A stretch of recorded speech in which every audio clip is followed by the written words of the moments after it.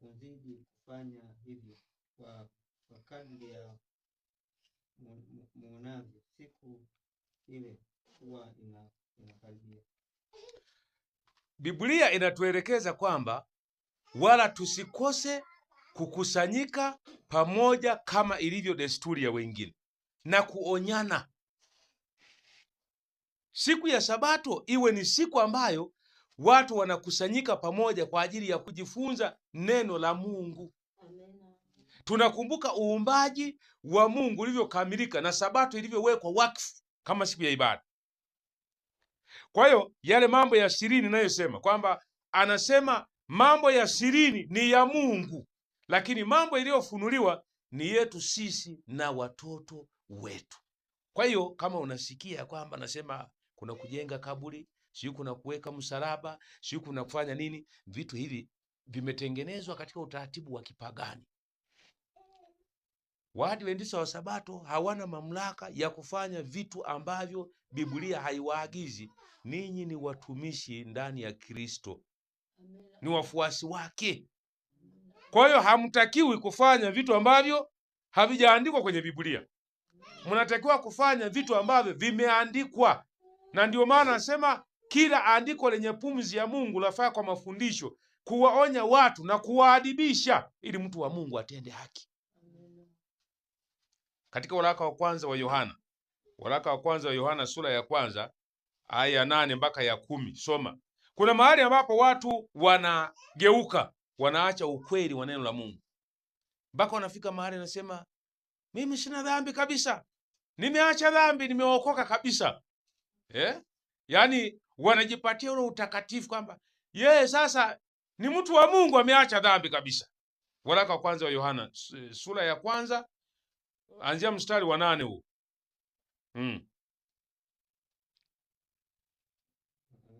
Ndio. Huyo hakuwa ile nuru.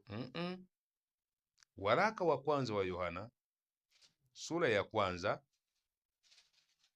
mstari wa 8 na wa 9.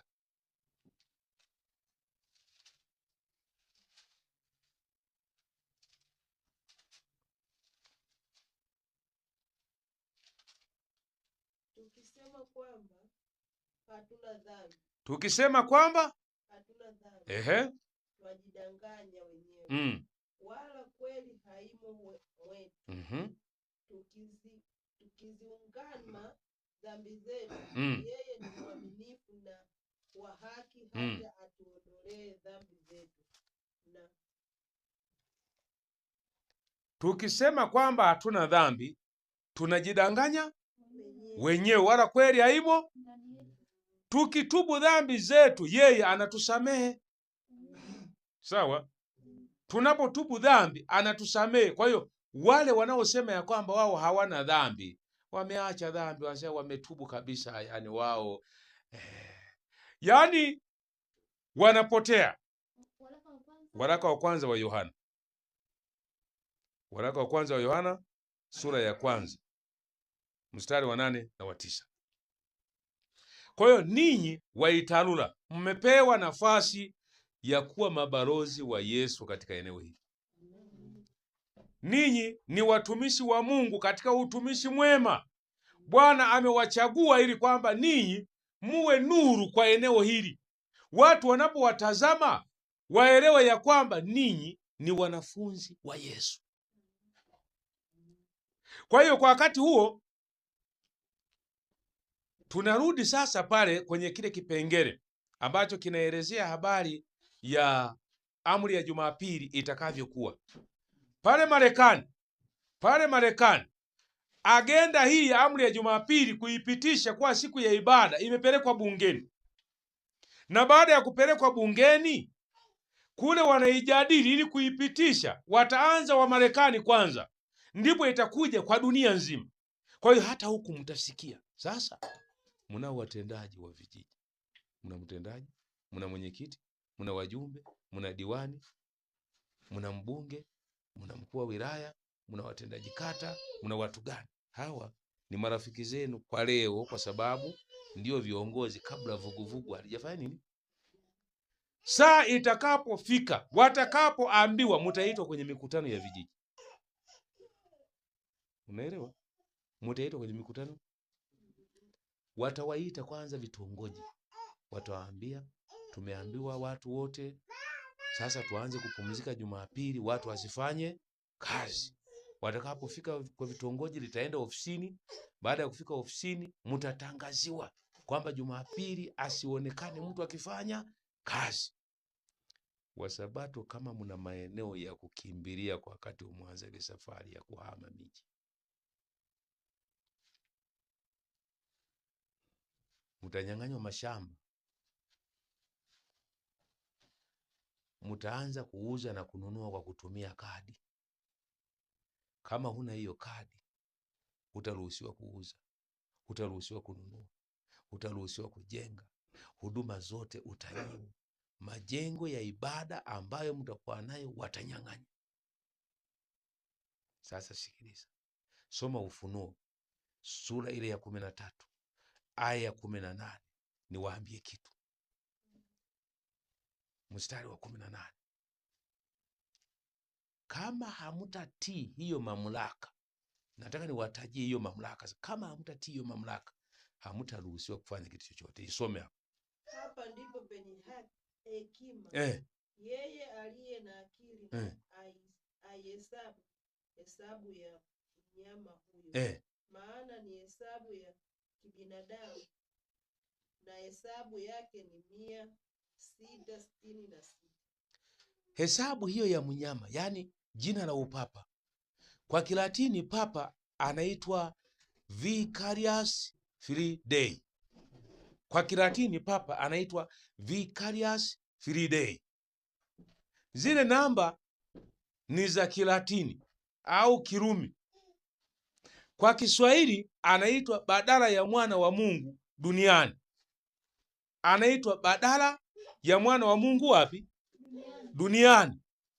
Namba hizi za Kilatini, ukianza kuandika namba moja moja, ukijumulisha unapata 666. Namba hii ndiyo kwenye kofia ya papa, inaitwa Vicarius Filii au badala ya mwana wa Mungu duniani. Kwa kifupi ni 666. Kwa hiyo Biblia imefunua siri kwamba tunakoelekea tutajikuta tukilazimishwa na hiyo taasisi kwamba wanadamu wote wanatakiwa kusali Jumapili. Nimewaambia mwanzoni kwamba msiogope. Msiogope. Litakapotamkwa tu, Mungu atawapa njia ya kufanya.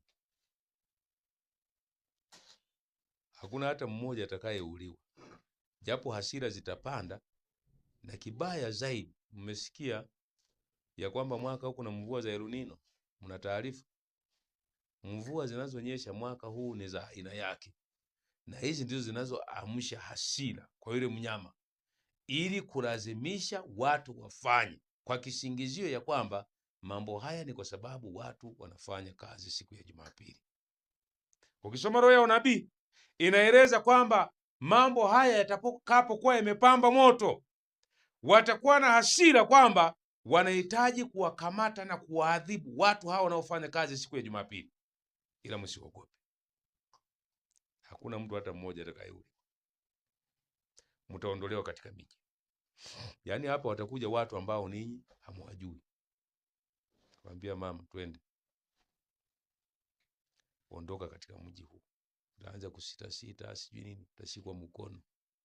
Songa mbele. Mzee utashikwa mkono. Umjui anayekushika, hujawahi kumuona. Tena roho ya unabii inaeleza ya kwamba wamevaa nguo za kijeshi, ni wanadamu kabisa. Hao ni malaika waliotumwa na Mungu. Waondoeni watu hao. Utashikwa mkono, usigeuke nyuma, twende. Utashikwa mkono. Sijui ngoja nitafute koti ndani. Unaanza kuangalia begi, sijui niandae na nguo. Twende. Mama, ulipika na wali jana, uliacha, ngoja nile kwanza. Twende. Hakuna kula wali hapa. Twende.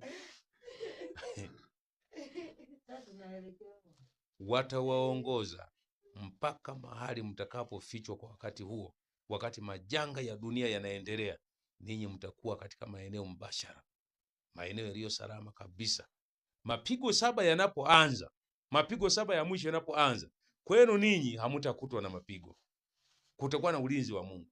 Yaani mnahamishwa katika miji ili kwamba machafuko yanapoendelea huko ninyi msiwepo.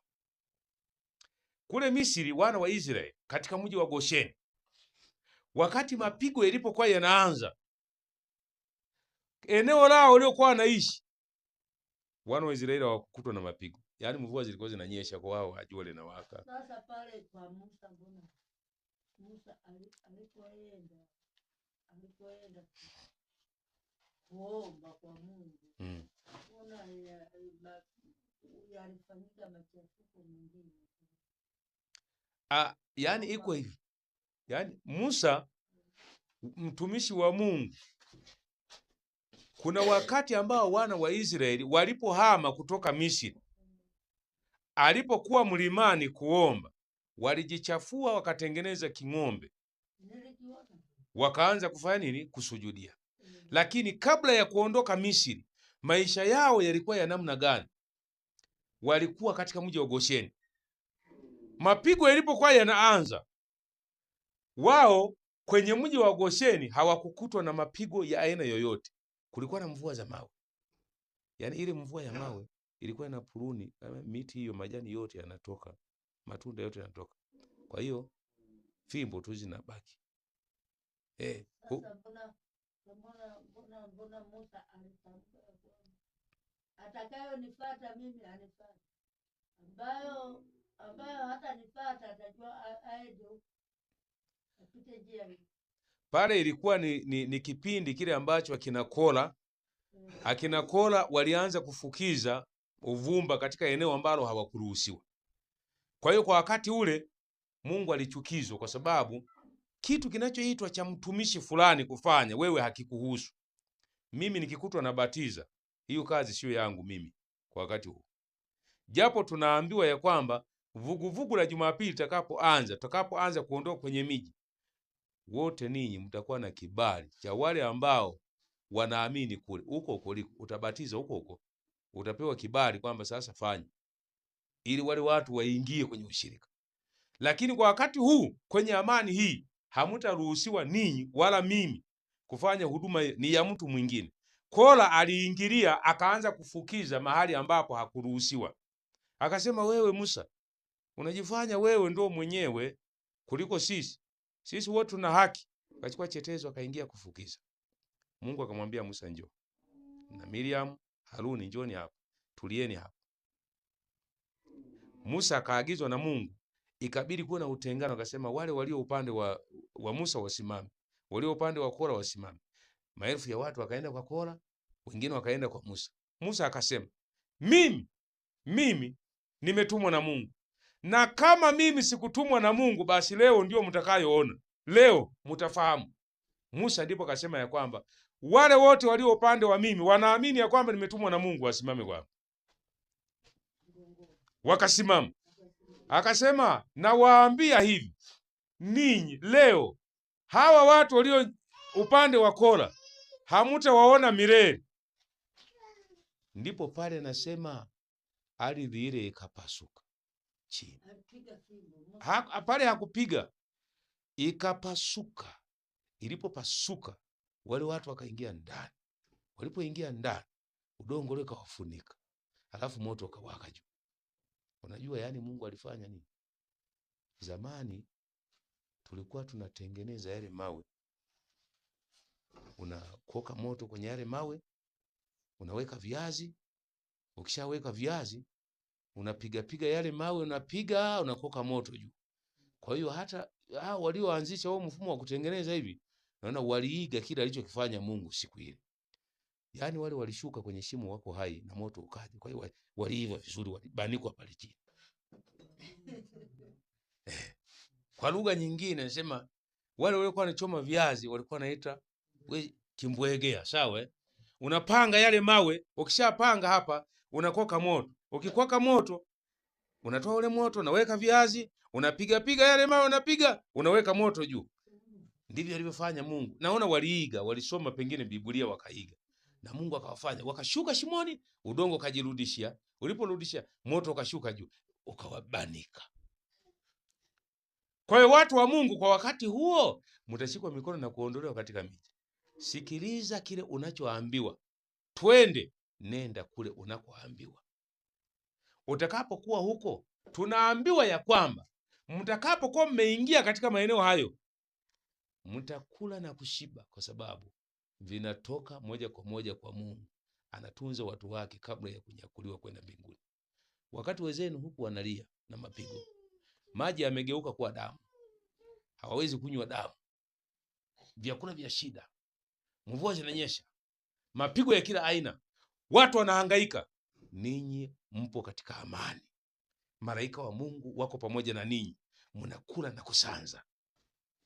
Eliya wakati yuko kule milimani anasema ya kwamba alikuwa katika mazingira magumu, lakini kunguru alikuja na mkate, anamsogezea Eliya, anakula mkate, kunguru anaondoka aenda kuchukua kibuyu cha maji, anamuletea. Mkono wa Mungu wenye nguvu ndio unaofanya. Kama ni mbwa ataleta, awe ni mnyama gani ataleta, kwa kadiri Mungu alivyokusudia. Kwa hiyo nachotaka niwaambie, msiogope. Watu wa Italula mmependelewa. Mungu amewapendelea ili kwamba ninyi muwe ni daraja kwa wakati huu, muwashuhudie hao wote wanaowazunguka humu, muwaelekeze kwamba Mungu anasema ya kwamba saa ya hukumu imefika. Ufunuo 14. Ufunuo 14 fungu la 6.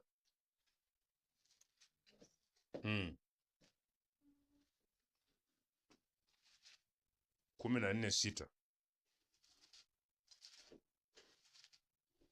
Kisha nikaona malaika mwingine akiruka katikati ya mbingu, mwenye injili ya milele, awahubiri hao wakaao juu ya nchi, na kila taifa na kabila na lugha na jamaa. Akasema kwa sauti kuu, mcheni Mungu na kumtukuza, kwa maana saa ya hukumu yake imekuja. Msujudieni yeye aliyezifanya mbingu na nchi na bahari na chemchemi za maji. Malaika anaruka katikati ya mbingu, anawaambia wanadamu, mcheni Mungu na kumtukuza, kwa maana saa ya hukumu yake imekuja. Msujudieni yeye aliyezifanya mbingu na nchi na bahari na chemchemi za maji. Malaika huyu ni nani? Malaika huyu anawakilishwa na wanadamu ambao wanahubiri ujumbe kila mahali. Wanadamu hawa ni akina nani? Ninyi mnahitaji kupeleka ujumbe katikati ya mbingu, kuwahubiria watu mcheni Mungu na kumtukuza. Mnawaambia watu na kuwaelekeza juu ya ibada ya Mungu. Wapendwa, muda umeisha kwa sayari hii, muda umeisha. Tunaishi katika kipindi cha rehema. Wanadamu wanaanza kuhesabiwa katika mizani ya mbinguni. Wanadamu wanaanza kuhesabiwa. Wale watakaothibitika wako sahihi kabisa ndio wale watakaotiwa muhuri hivi karibuni. Kwa hiyo kama nilivyowaambia, hivi karibuni mutasikia wenyewe. Unabii huu wa siku za mwisho ndio unaowafanya ninyi mpate kutambua ya kwamba Mungu wa mbinguni ameamua kuwapa kitu ambacho watu wengi walikufa bila kukiona. Kwa hiyo tunarusha ujumbe wa matumaini wapi? Tunarusha kwa njia ya vitabu kuwapa watu au kuwafundisha. Tunarusha ujumbe kwa njia ya mafundisho kupitia simu au jambo lolote, ili ujumbe uruke wafikie ndugu zetu waliopotea. Mchana wa leo Mungu wetu aweze kutusaidia sana, atuongoze wakati tunapojifunza